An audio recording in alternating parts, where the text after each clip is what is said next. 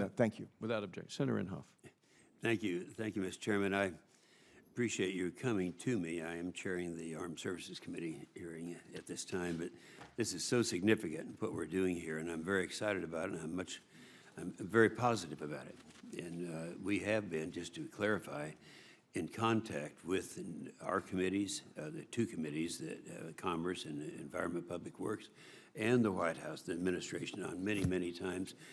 We've got a good running start. Good things are happening. I was encouraged that by the President's proposal, I think we can all come together, and there's no better evidence of that than a joint Wall Street Journal article that was written by Senator Whitehouse and me just last week, and I ask unanimous consent that it be made a part of the record at this point. Without objection. And it's, and it was very positive. Well, I'm very serious when I say this, Madam Secretary, because Senator Whitehouse is one of the more progressive Democrats. I'm a conservative Republican, and we agree on this stuff. We think, you know, the American people, there's an old document nobody reads anymore. It's called the Constitution. It tells us what we're supposed to be doing here, defending America, and they called it post roads back then. And so we have every intention of doing that. The Harvard Harris poll show that 84% of the Americans responded that we need to invest more in our infrastructure, and then they go and talk about different methods of paying for all this.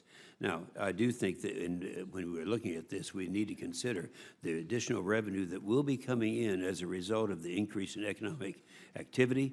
It works out about, for each 1% increase in economic activity, it develops about $3 trillion over 10 years of additional revenue. This has worked back in the middle 60s with Kennedy. It worked certainly with Reagan. So that needs to be considered. So Secretary Child, we'll be looking forward to working with you. Our Oklahoma Department of Transportation has shared with me that for each year of delay for a project, 3% of cost actually goes up. So timing is important.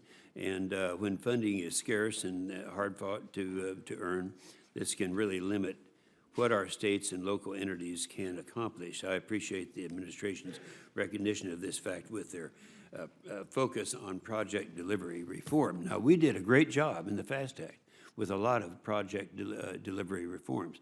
It was huge. We got a lot more miles done than we would have otherwise. At that time, I chaired this committee, and we had Senator Boxer was the ranking member, and we did accomplish some things. Can project delivery be both timely and environmentally sound? I would ask you to respond on that, if you would. Of course.